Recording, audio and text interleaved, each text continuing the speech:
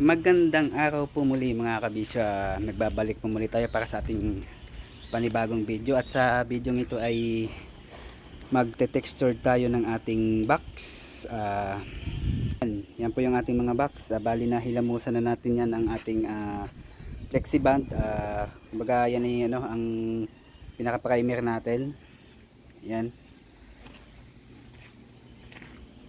Sunod natin na gagawin dito ay bubugahan na natin ang ating textured, pero ganun ulit, flexiband, tapos may mix ng semento. Yan. Ang nito, kung bakit natin hinilamusan kasi para mas maganda yung kanyang magiging texture at saka mas makapit. At ang isa pa doon, itong mga hairline na yan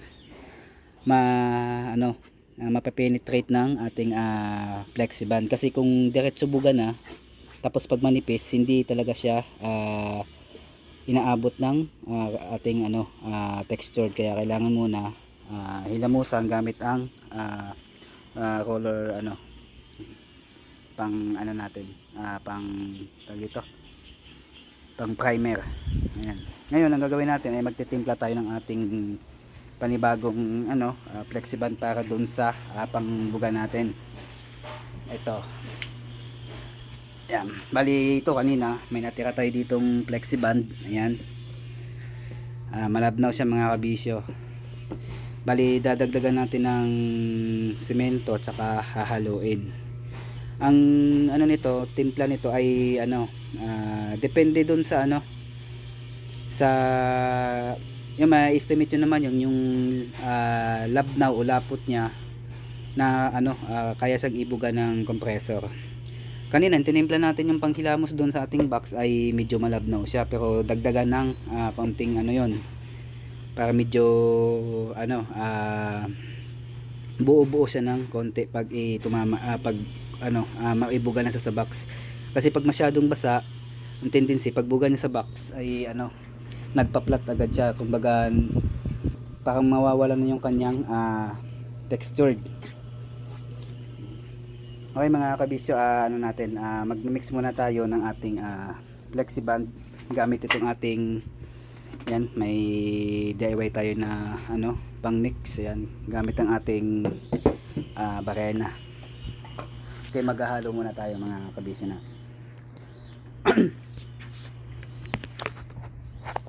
Yan, tayo.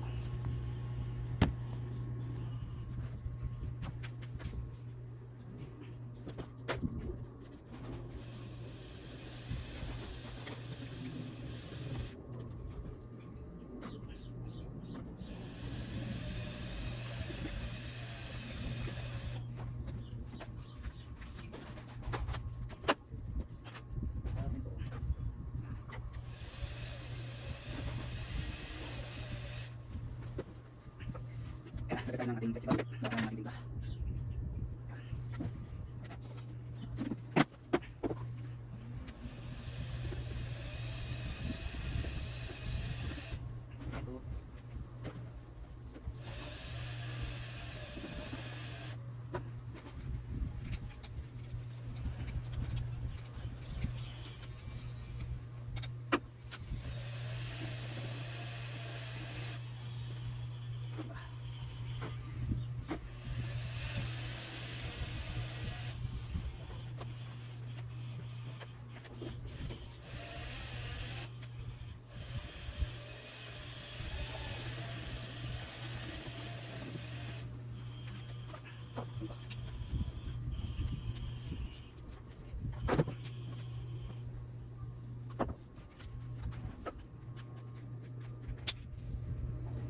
Okay mga kabisyo, yan, may nahalo na tayo na ating flexiband.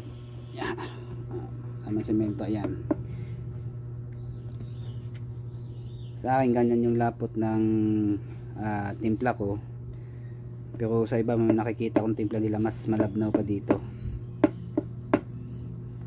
Ayan.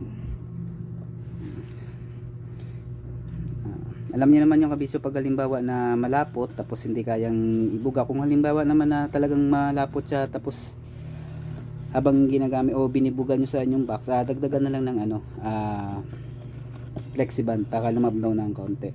Ayan. Ngayon, sunod natin gagawin ay bubugan na natin gamit yung ating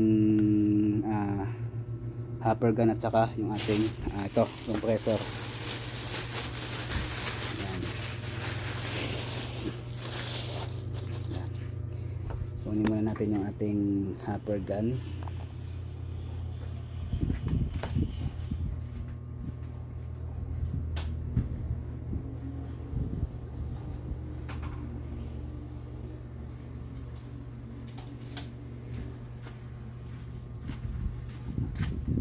Ito mga kabisyo yung ating hopper gun. Yan. Bali ito pinalitan ko na to ng kanyang dito lagayan ng flexiband dahil yung original nito ay malaki. Pag doon sa mga bandang masisikip hindi mo na maipapasok to para ibuga doon sa box, kaya pinalitan ko sa ng mas maliit. Okay, ready na natin yung ating pang spray. Handa na natin yung ating compressor. Yan mga kabisyo, na ihanda na natin yung ating compressor. Ayun na rin yung ating hose. Saka ito na yung ating flexiband. Yan. Parang medyo malapot yata yung aking timpla, pero titingnan natin kung kaya siyang ibuga ng ating compressor. Okay, umpisa na natin mga kabisyo. Ito ko lang ilagay yung ating camera. Yan.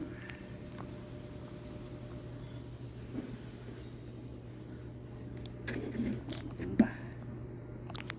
Okay. Zoom in pala. Okay. Yan. Tingnan natin.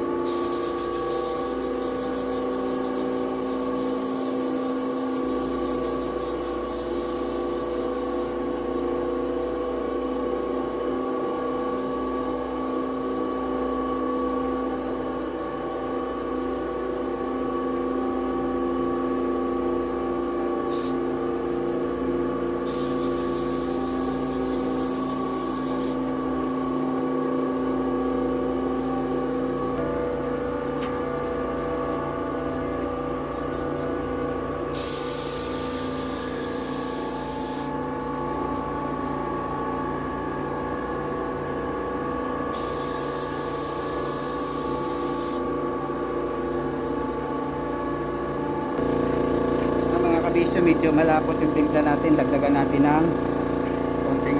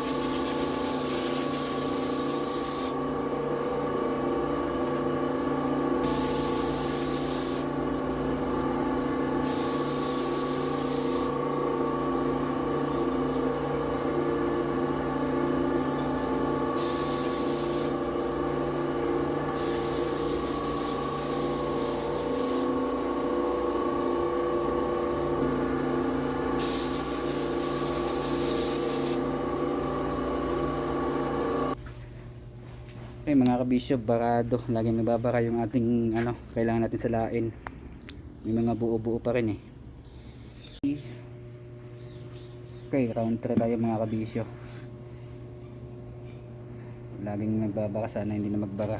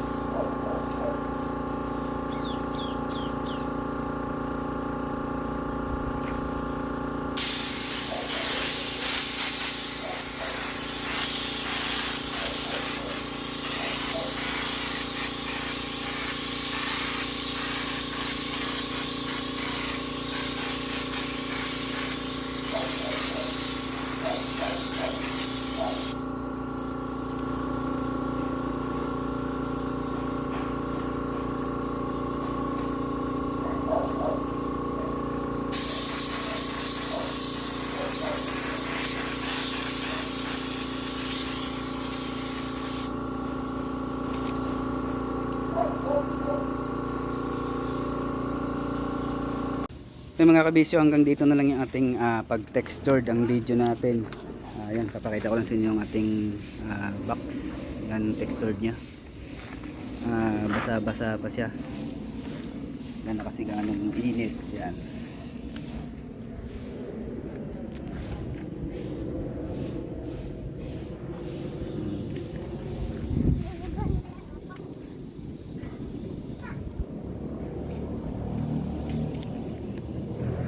Okay, pag natuyo na to, ang susunod natin gagawin ay lilihain. Pagkatapos magliha, yun, final na pintura.